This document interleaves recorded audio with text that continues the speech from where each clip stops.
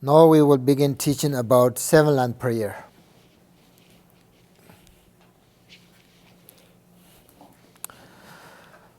And the seven-line prayer of Padmasambhava is very, very short and indeed.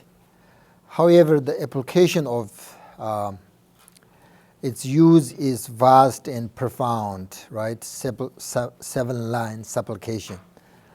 It is the base of the practice of Guru Yoga, which is the practice of union with the nature of the Guru. So in brief, there are three different levels of understanding the seven-line prayer. According to Mupam Rinpoche's commentary, the first is the outer word level, where is the literal sort of explanation of the lines are explained, outer level. And second, the inward level is taught and the hidden meaning is revealed. And the third, finally, there is an explanation of how to use the prayer on the path. So I thought these three are very important if you practice Guru Yoga based on seven-line supplication. So first we will start with the explanation of outer meaning of the seven-line prayer and the reasons why the prayer was originally developed.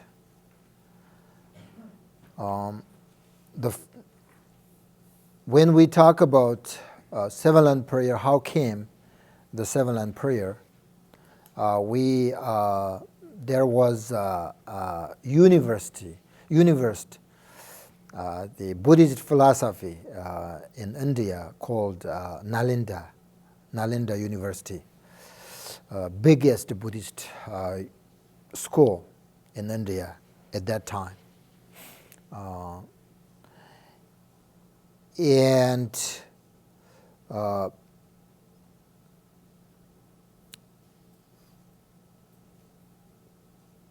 At the Nalanda University, there was sort of a debate. I mean, this school is kind of Buddhist philosophy, you know. So there was a debate between Buddhist and non-Buddhist.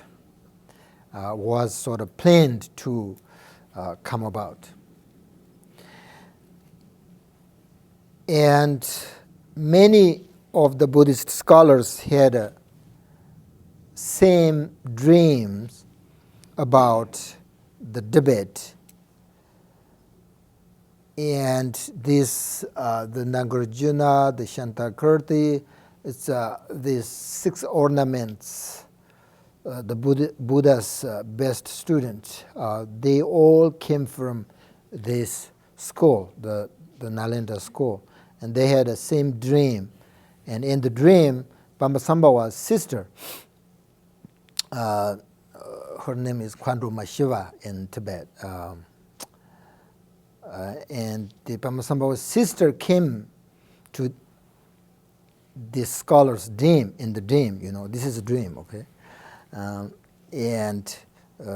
But sister is the Padmasambhava has a sister, and Padmasambhava's sister said that if the Nalanda, these scholars, did not invite Padmasambhava, they would lose the debate. This is important debate between Buddhist and non-Buddhist, right? Actually, the non-Buddhist back then, like many years ago, they came to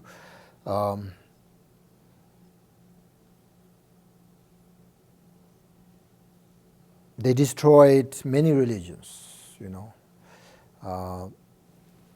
So they had a major debate between Buddhists and non-Buddhists.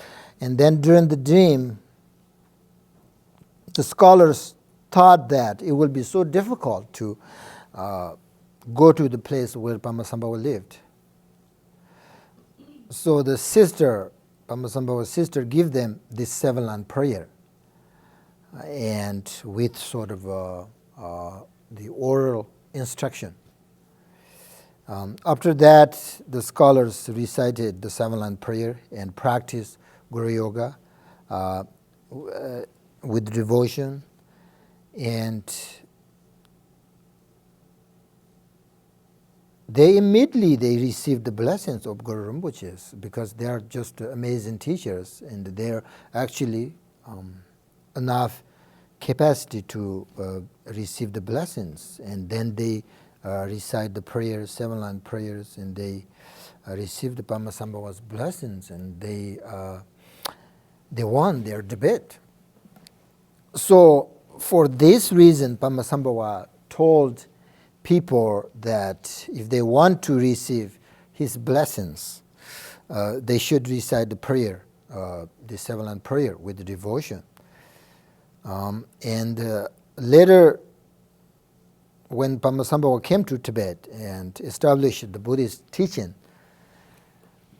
he gave this sort of prayer to the king, and also his students who really were sort of fortunate enough to have sort of the karma to receive this teaching, this prayer. And that is how the 7-line prayer came to be. So actually, the 7-line prayer was from Pamasambhava himself. And now the 7-line prayer begins by reciting the seed syllable Hong, right? Hong. This syllable represent, I just told you, right? Represent self-arising mind of all the Buddhas. And here, especially, it invokes the enlightened mind of Guru Pamasambhava, Guru Rinpoche, Hong. So this is the sort of seed syllable of Pamasambhava. Now I'm going to teach you a little bit the 7-line prayer, okay? And the next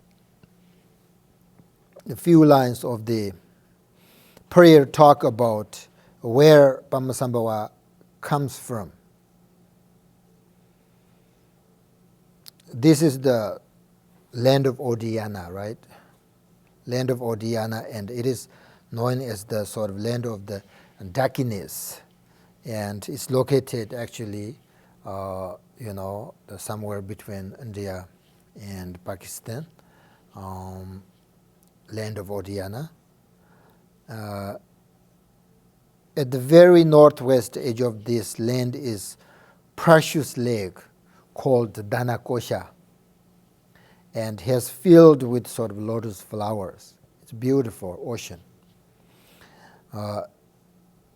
And it was in a lotus flower on this lake that Guru Rinpoche first arose and was found by Indian king Ndabut when Guru Rinpoche was only 8 years old, right? That's the line. And then the prayer goes on to talk about how he is surrounded by Dakas and Dakinis, which means this line refers to all of the Guru Rinpoche's students and disciples. His disciples and students, amazing, especially in Tibet. So if you think about, when you recite the 7-line prayer, think about him and think about his students.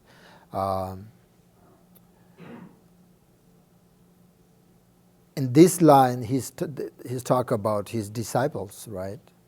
Because of amazing, his disciples. So if you think about his disciples, also you can get blessings from them. We don't have time to talk about who are they, but maybe most of you know his disciples, very special. Most are kind of treasure revealers and amazing students. And then the next two lines explain how we should pray to Guru Rinpoche, Pamasambhawa, with sort of great devotion and requesting his presence and blessings.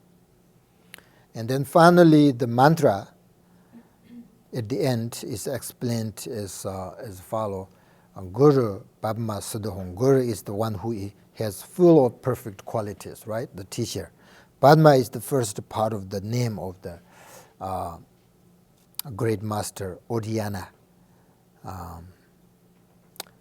and refers to lotus flower where he was born. Siddhi. Siddhis are all of the sort of supreme and ordinary accomplishments that we aspire to attain. And finally, we invoked Guru's presence by again reciting Hong, Guru Padma Siddha Hong. This mantra is actually the include form of the entire 7-line prayer, and all of the blessings of the 7-line and can be sort of attained by reciting this mantra. Understand? In conclusion, this is how we pray to Guru Rinpoche using sort of each line of the prayer. Again, the first line explains where he was born. So the 7-line prayers actually introduce you about Pamasambhawa. So Hong, northwest in land of Odhyana, the first line explain where he was born, northwest land of Odhyana. And then second line tells how he was born, right? How. It's not really born, but he how he came out, and Indian Kane visited outside by the lake, and he found him. So in the center of burning lotus flower. And then third line talks about his great qualities and capacity to help others, right? Is the one with supreme wondrous siddhi. And the fourth line especially tells us his name, the renowned lotus born. And fifth line tells us about who his students and his disciples were. If you read the commentary of the 7-line prayer, we have lots of commentaries. You will find who were his students and their capacities. And then the 6th line tells us how we should pray to Guru Rinpoche with sort of great devotion, following in your footsteps. And then finally, the 7th line, along with the mantra, is the request to receive his blessings. Please come and bestow your blessings, right?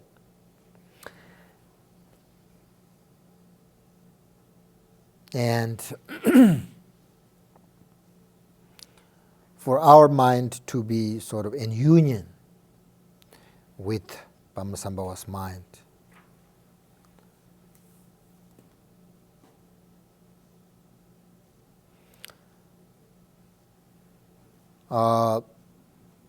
so again, very important devotion. Without devotion, the teacher or your guru or your teacher may sort of introduce you to the nature of your mind, pointing out the nature of mind, but the student will not recognize it. So therefore, in order to recognize your Buddha nature, first you must finish preliminaries. And then it is not so difficult to recognize nature mind. Because in order to recognize nature mind through compassion, bodhicitta, and devotion, right? So if you finished the preliminary practice, correctly and beneficially, then you already sort of develop your devotion. It because you practice first, let's say, refuge, right? Refuge. You practice refuge. Lots of visualizations, recitations, right? So that's how you develop your devotion. If you correctly finish your practice refuge, then when you meditate on Guru Yoga, you have already devotion because you already developed your devotion towards to refuge tree. And also you already develop compassion, right? It is because you practice bodhicitta. Bodhicitta is about compassion. When you practice bodhicitta in preliminary, you meditate on bodhicitta. So many ways, giving, taking, or compassion, love and kindness, all these things. So you already sort of develop compassion. And also, diminished all your negative karma and afflictions because of you practice Vajrasattva.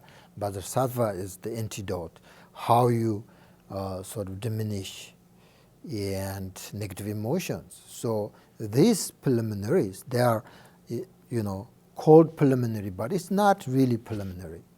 It's your main practice. You need compassion, you need love and kindness. That's only through bodhicitta practice. You need devotion, you need faith. That's only through practice refuge. You need diminish your negative in order to realize nature mind and stable. You have to the devotion because of the refuge. And because it says, if you diminish your obscurations, then automatically arise your realization. Your realization is obscured, by the obscurations, afflictions. So that's why we practice Vajrasattva. And then finally, it is easy to recognize your nature mind. It is because you practice Guru Yoga. Guru Yoga is about nature mind. So usually people think that sort of they want to practice something more rather than practice preliminaries, and they think they can get something really more deeply and more something benefit or more some sort of unusual through practice dzogchen. But it's actually not. Preliminaries are really profound, and everything, the meditation, practice, teachings, everything included. So people want to practice dzogchen, right, the great perfection. But how about Guru Yoga? It is dzogchen practice. Dzogchen practice nothing other than practice Guru Yoga. If you correctly practice Guru Yoga, you are practicing dzogchen. You are practicing your nature mind. Dzogchen, the great perfection, means and about nature mind.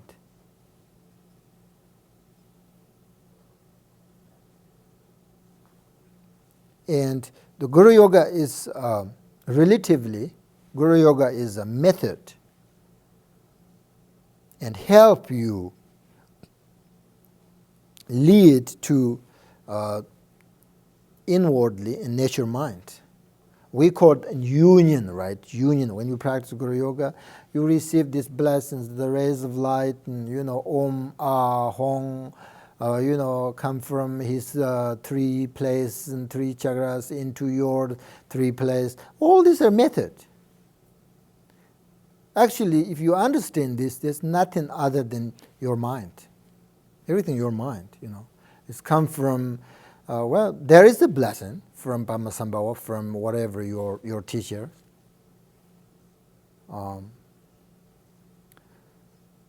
But that everything is method. The main point is the nature mind. Nature mind, so that is the practice Guru Yoga.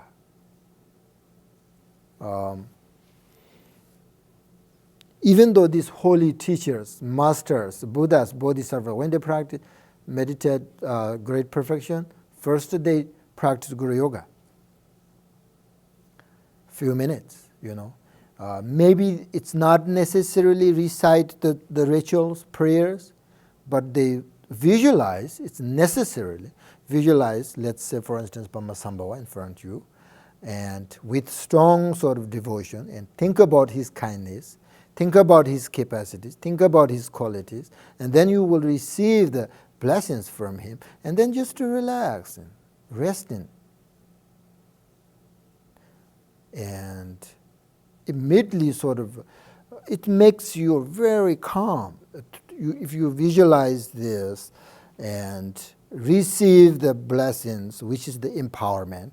Empowerment means the dissolutions, right? These Om syllables, because I told you Om syllables represent his body, speech, and mind. So you do this kind of visualize, and then it makes your mind really calm and relaxed. That's method. And then once your mind is calm and relaxed and easy to look in deeply, very deeply into your nature mind, and then you just stay there. For the beginners, if you have, if you finished preliminary correctly, and if you meditate on Guru Yoga, which is great perfection, and once you recognize nature mind, 1 second and go away, right? The first time, 1 second, go away, 1 second, go away. That's why we need to practice more and more and more again. It says, the masters say that once you recognize nature mind, that's not enough. That's not the point. The point is you meditate on over again and again. And if you do meditate on again and again, your mind in the realization, it's stable, more stable, and less negative thoughts, and eventually completely you are stable. You familiarize, right, more and more the nature mind, and then because of you meditate, and then you meditate enough, you're more stable and completely stable. Then there is no negative thoughts, negative emotions. Completely, that's what we call Buddha. Then you become a Buddha. And also, I just told you, when you do this, right now we just, see the nature mind. You realize that within 1 second. You think, okay, this is it. Nothing other than that. But still you can't feel, you can't see, you can't experience the qualities. Because kind of the qualities hide it. You still can't see. But if you meditate and more, and you are stable and familiarize the nature mind, and then slowly you will also see the qualities, the capacities. So 3 stages. The first, very important to understand nature mind through your teacher with the instructions. And second, you have to meditate on again, over again. No, second is you have to recognize the nature mind. Third, familiarize, completely stable. Once you stable and completely familiarize nature mind, then whatever, doesn't matter. You eat, you work, you go walk, Whatever you do, you never lose this awareness. Whatever you do, activities based on nature mind, then all the activities are benefit. Because there's no negative emotions, negative afflictions. Harmful actions comes from negative emotions, afflictions, right? So once you completely diminished, then whatever your activities through by your body, speech, and mind, everything is benefit for all sake of beings,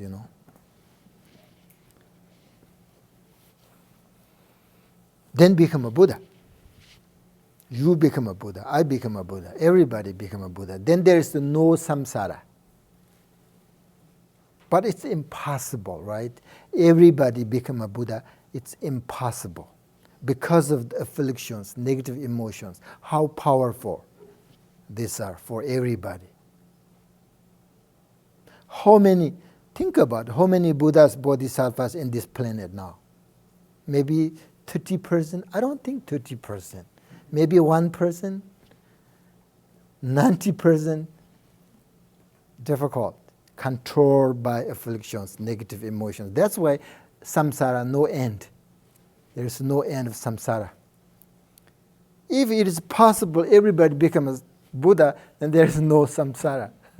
But it's impossible, right? But it is possible individually, right? If you have enough practice, right, and meditate.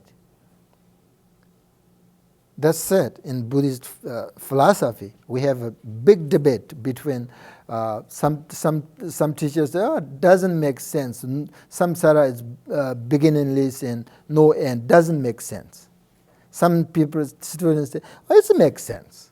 We have big debate between this. We don't want to go there, but individually, I think we agree that samsara has a beginning, samsara has end.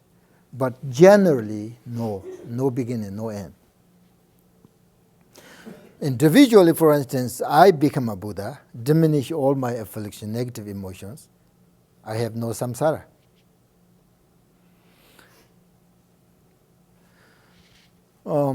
But that's not necessarily. But the most important is we have to find out that what meditation is really benefit for in our life, this lifetime.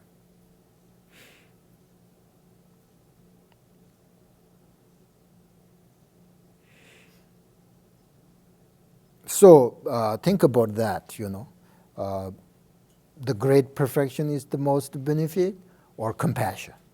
Compare to this meditation, you should try it. Which one is benefit for you? If something is, even though like great perfection is very high level practice, but if it doesn't fit you, that doesn't matter if it's high level or not. It's not benefit you, right? So maybe compassion is benefit for you. Compassion is so important in our life, in this society, in this time, I think. But anyway, the Guru Yoga practice, and it's actually about great perfection, if you understand. Because we don't say great perfection, but the union of the nature mind, union the Guru's mind and your mind, union or blend, right? You could blend. What that means? Union means two things become a one? No. Actually, what do you understand when we say union? What that means? Union means just two things mixed or what?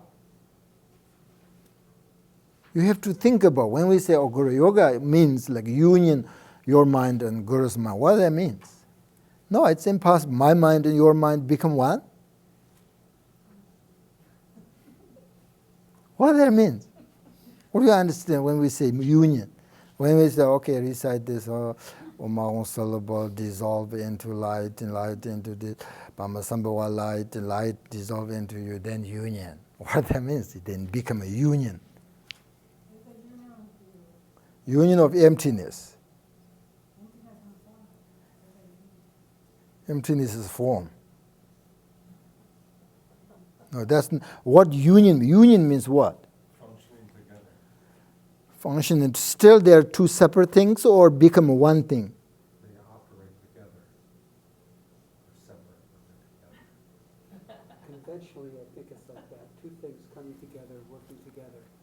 Within the context of Guru Yoga, I think these two things become one. Your mind and the Guru's mind. Enlightened mind is enlightened mind. Okay, yes. Two things become one. But there is no two things. That's the realization. I mean, They become something different. Relatively, there are two things. Okay, Padmasambhava's mind, his mind. Definitely his mind is better than mine, wisdom minds, capacity, lots of qualities. My mind is my mind, right? Ultimately, everything is same. Everything is nature, right? Nature. Everything is same. That means ultimately you can't say union, right? Does it mean you're open to your Buddha nature? Relatively, you can't say union because two things, it's impossible to become one thing. Ultimately, there's no union. What do you understand? How you say that? Why? How you say that? In plumbing, a union it's a functional tool. Well, actually, when we say union means like we are talking about Buddha nature, okay? So that just easily to explain, become one. Padmasambhava's mind merge, sort of blend, with his mind. But actually talking about Buddha nature, at that point, Buddha nature's point of view, his mind and my mind is nothing different. Same qualities, same capacity. So try to teach you understand that state, that the mind, nature mind. Nature mind is, you can't say this is better than mine. This is, different than mine. So everything's the same. Can it be like a vibration, like a certain sound, like a frequency, like a frequency, and the frequency of... Well, it's so different. We have here people, and if I ask individually, you will give me different answer, what the union means, or you understand Buddha nature, right? Because different people will ask and give me answer differently. But it means we are talking about Buddha nature. So Buddha nature is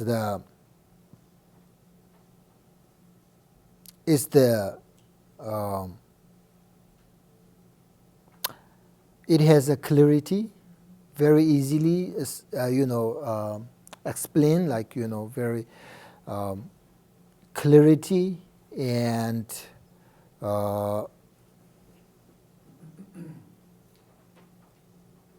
awareness, stillness, emptiness, all this, we're talking one thing. Do you understand? So when you don't understand the Buddha nature or the nature mind, that's also fine. You should not worry at all. So when we practice Guru Yoga, and at the end you sort of meditate on your nature mind, if you don't understand nature mind, then you very important relax and meditate on Alaya, the ground consciousness. That's everybody knows. That's easy to meditate on it. It's totally different nature mind, but it's great method according to Mapam, which is great perfection, commentary, the instruction. First, you kind of, he said that you kind of meditate on ground consciousness. It's great method, You're very calm, peace, without thought. So you meditate on that many times, and then one day you will easy to move on your Buddha nature. So when we meditate Guru Yoga, if you don't understand your nature mind, you should meditate on ground consciousness. You know that, right? Ground consciousness. Ground consciousness. The alaya. You know that, right? We can experience that, right? So you should meditate on that, and then just to relax, don't follow your thoughts, and then when your thoughts arises, and immediately sort of, if you don't want to continue meditate, just dedicate, just dedicate, and that's I want to do. If you understand Buddha nature, finish preliminaries, understand Buddha nature, understand Guru Yoga, then that's all. Then you understand, you meditate on nature mind. But if you don't, then meditate on alaya. Okay? Ground consciousness. You know ground consciousness, do you? No? How many consciousness we have? 1, 6, yeah, 8, 7. But all this consciousness grows, subtle, all this 8, 7, the Buddhist, especially philosophy, they are so, we have lots of debate also that, right? Some people say we have 7, some people believe 8, so all this consciousness comes from the alaya. Okay? They all come from alaya. They not come from brain. That's why we call the ground consciousness, or kun ye in Tibet. Kun means all. Ye means fundamental. Sort of, what do you call it? Base. Ye means ground. How do you spell Kun. Kun ye. Kun means all, everything. So which means your all consciousness. Kun means. Ye means all your consciousness come from this. So 7 or 8, all consciousness is this. So this is very easy. It's just when you meditate on it, one missing. If you meditate on this, it is clarity. Clarity means knowing, certainty. Awareness. Okay. Okay.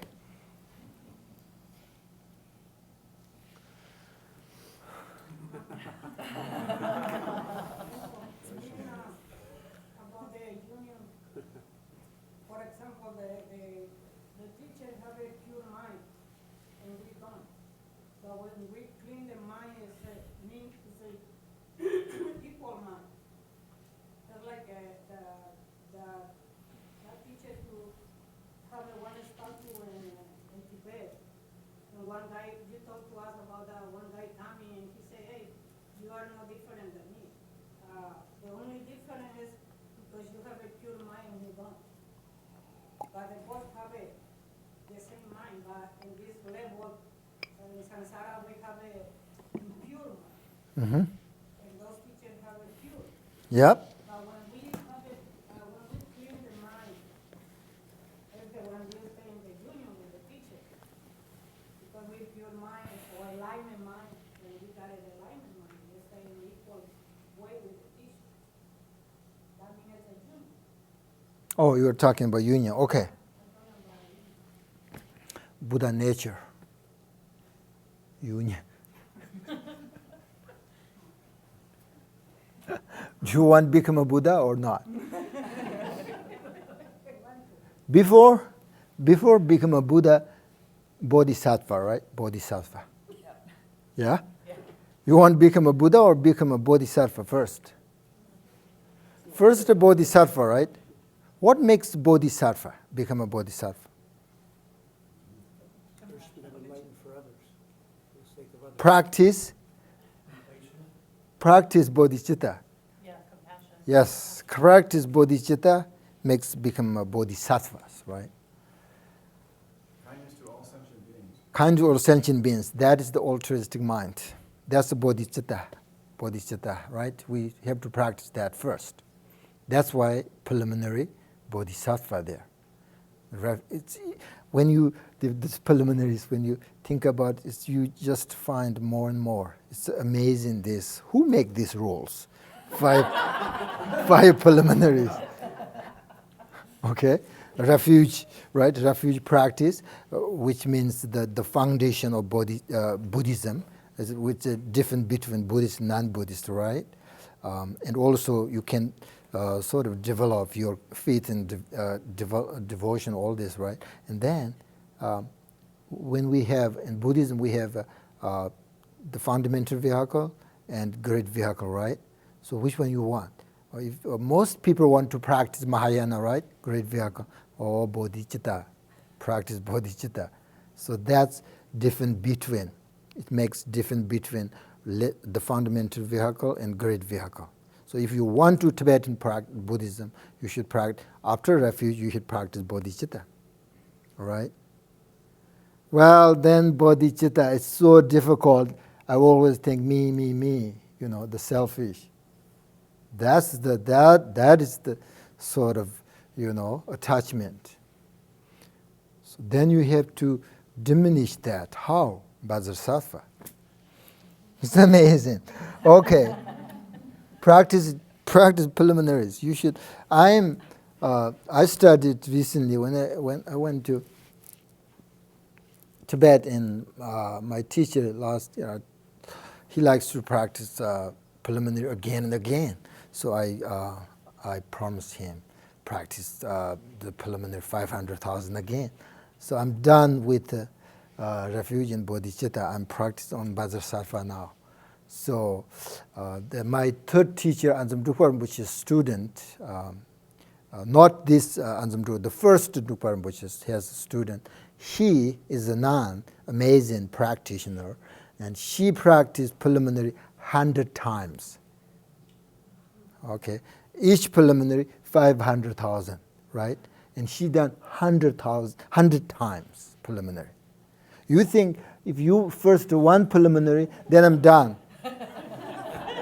No, if you want, you can over again. You know, I mean, this is my third time. Preliminaries, my third time.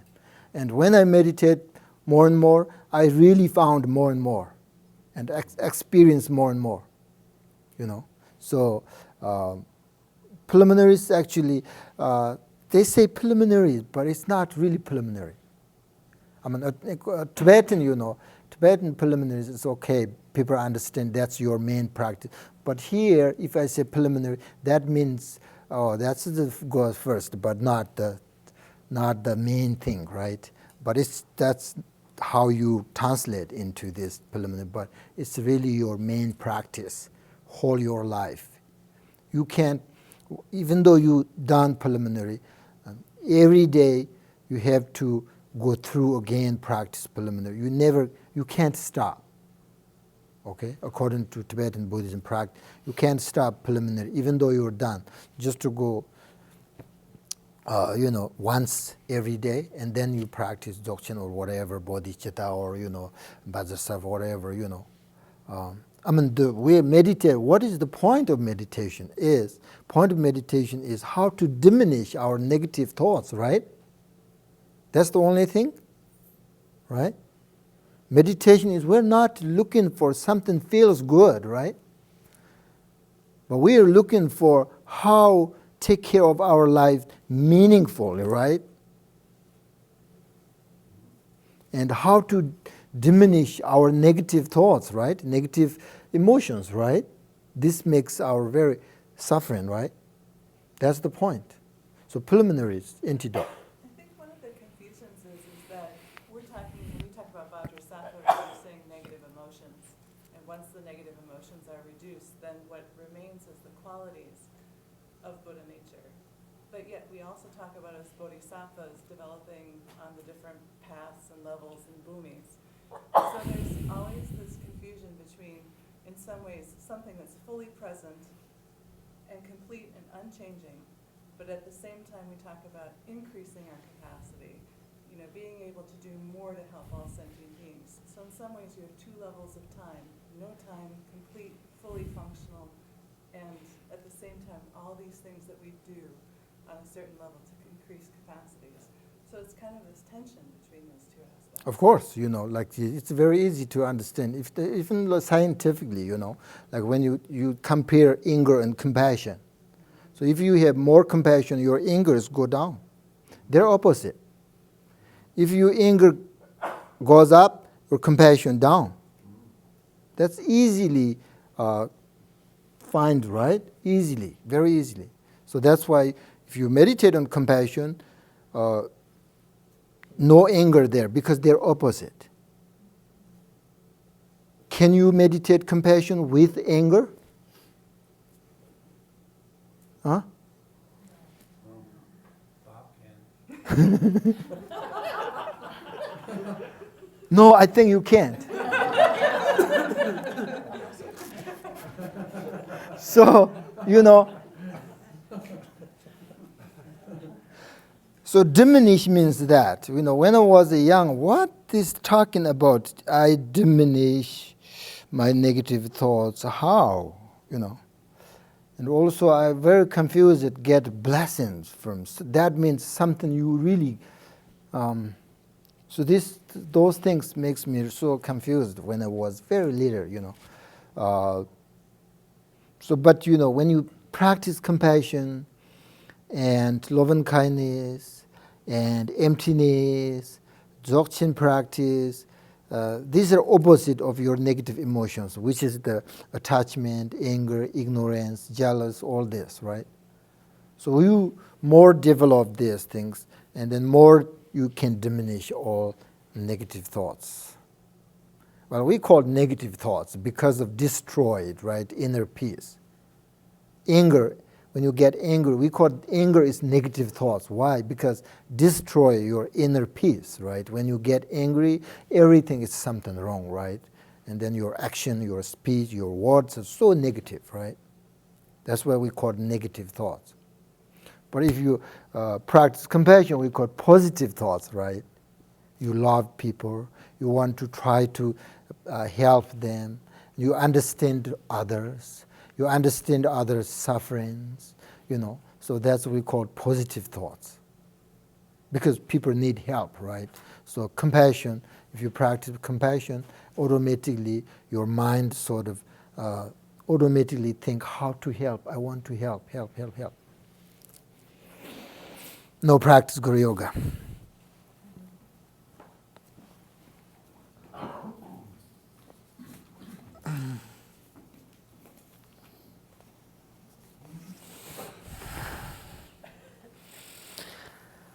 You understand the visualizations, so we don't have to say. If you want to say, that's fine. But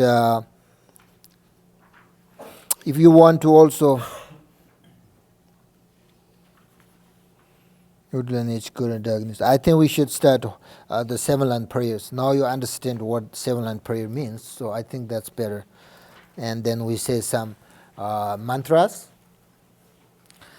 and then meditate on Buddha nature, or the ground consciousness, or Vipassana.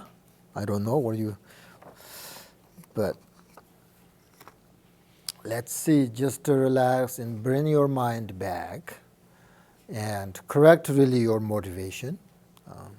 Benefit for all living beings. Think about in this world, so many hundreds of thousands of people and animals suffering. We are looking for happiness, don't want suffering, but we really don't know what's the cause of happiness and what is the cause of suffering. We are kind of opposite. We want happiness, but we are working, we are doing is cause of suffering. So the result, everybody's suffering, even though we don't want that, but we are kind of really ignorance. That's what we call it, ignorance. Ignorance means not knowing, but knowing too much. Knowing you know something wrong way, So cause everything suffering. You think that's the cause of happiness, but it's not, really not. So that's why, like in this world, this planet, most beings are suffering. Suffering every day, day to day, moment by second, all the time suffering. That's what we call kind of hell room. I do not, personally, believe that somewhere exists hell room. or something. But every day, moment by moment, all the time, animal or human beings or suffering, that's I call hell room, because you are suffering. You are suffering so deeply, so, that's we call kind of, hell room. So most people and most animals living in hell room right now. So we need to sort of give them sort of the compassion, towards these who are suffering, because they are part of our life, which means we are depends on them. We are depends on each other. So just give them, bodhicitta, and think about them. Just also, if you don't have capacity to help, but then you just say some prayers and keep them in your mind when you practice. Just wish, their suffering. Wish that their suffering end, and they will find happiness. That's also really good. It's you are thinking somebody else, but actually you are developing your compassion. We're thinking somebody else, but you are. It's the result. Your meditation actually benefits you, because you think about others, but you develop in your compassion, right? And you develop your positive thoughts. So that's a really good Mahayana practice. It's amazing. You're thinking others, but the result really everything's good and benefit you, right? So just correct your motivation, and just breathe very deeply.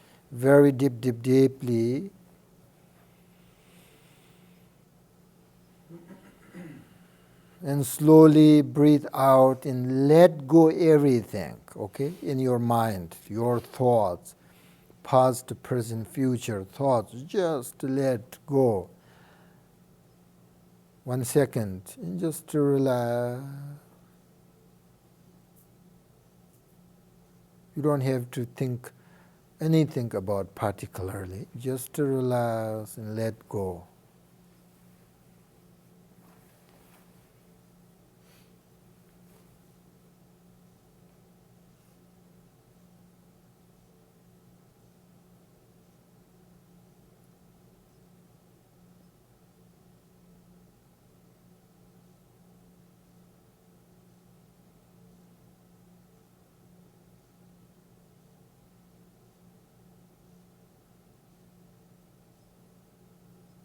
This is ground consciousness.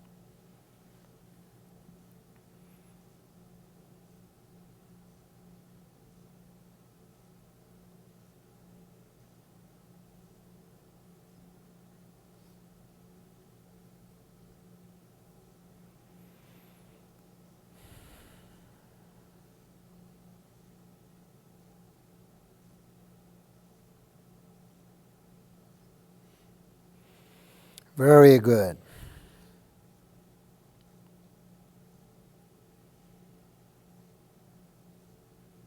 Think about your teacher, or Padmasambhava, or Buddha Shakyamuni. Some people like Green Tara. Whatever you want, just to think about their compassion, love and kindness, quality, capacity.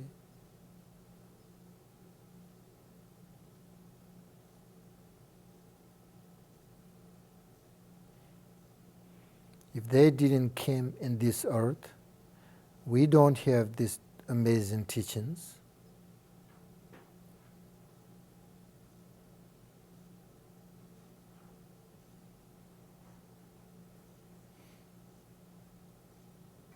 Think about their kindness. Think about how they took care of other living beings.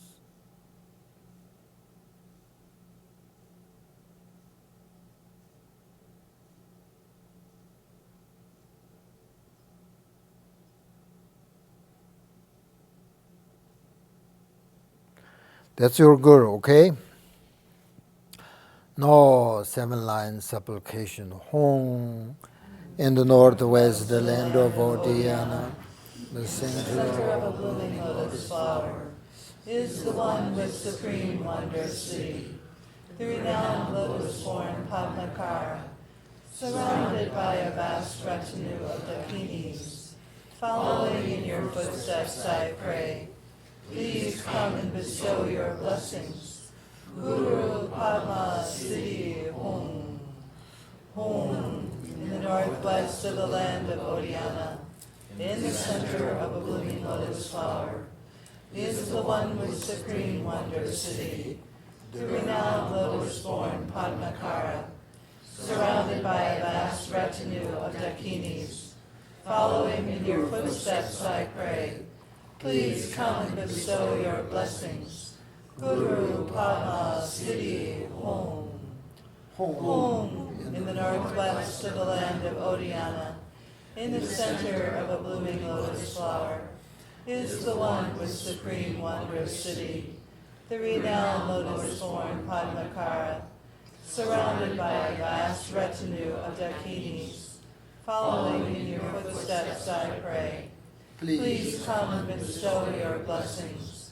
Guru Padma Siddhi Hum. Hum, in the northwest of the land of Odiyana, in the center of a blooming lotus flower, is the one with supreme wonder city, the renowned lotus-born Padmakara, surrounded by a vast retinue of Dakinis. Following in your footsteps, I pray, please come and bestow your blessings. Guru Padma Siddhi Hum. Hum, in the northwest of the land of Odiyana, in the center of a blooming lotus flower, is the one with supreme wonder city, the renowned lotus-born Padmakara, surrounded by a vast retinue of Dakinis. Following in your footsteps, I pray, please come and bestow your blessings. Guru Padma Siddhi Hum.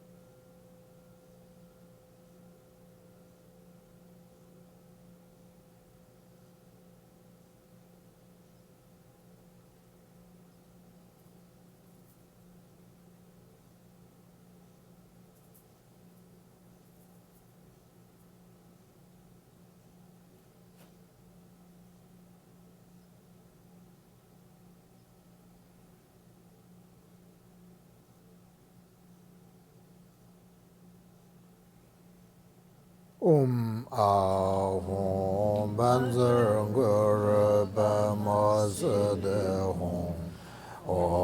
Ahum Banzar Guru Bama Siddhi Hum. Ahum Banzar Guru Bama Siddhi Hum. Ahum Banzar Guru Bama Siddhi Ahum Banzar Guru Bama Siddhi Ahum Banzar Guru Bama Siddhi Ahum Banzar Guru Bama Siddhi Ahum Banzar Guru Bama Siddhi Ahum Banzar Guru Bama Siddhi Ahum Banzar Guru Bama Siddhi Ahum Banzar Guru Bama Siddhi Ahum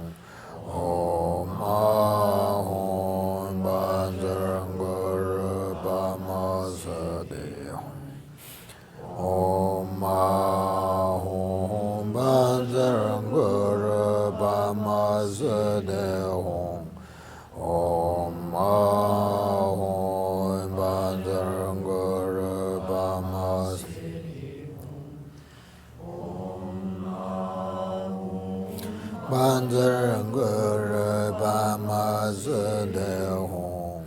Om ma hong ban zhen ge ru ba ma se de hong.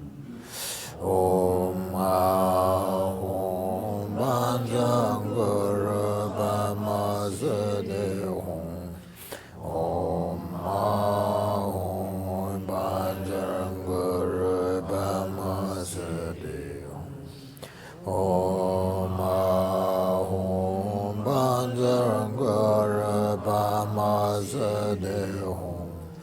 Om ma hong ban zhen ge ru ba ma se de hong. Om ma hong ban zhen ge ru ba ma se de hong. Om ma hong ban zhen ge ru ba ma se de hong.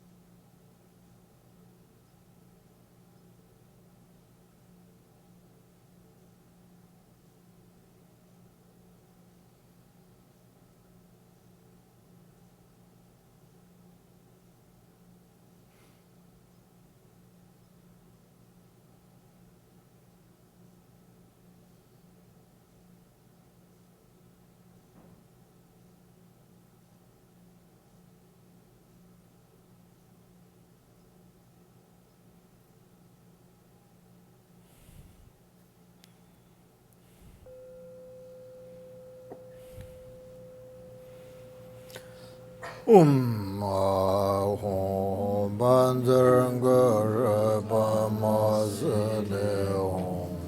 Om ma hong ban zhen ge ru ba ma se de hong. Om ma hong ban zhen ge ru ba ma se de hong. Om ma hong ban zhen ge ru ba ma se de hong. Om ma hong ban zhen ge ru ba ma se de hong. Om ma hong ban zhen ge ru ba ma se de hong. Om ma hong ban zhen ge ru ba ma se de hong. Om ma hong ban zhen ge ru ba ma se de hong. Om ma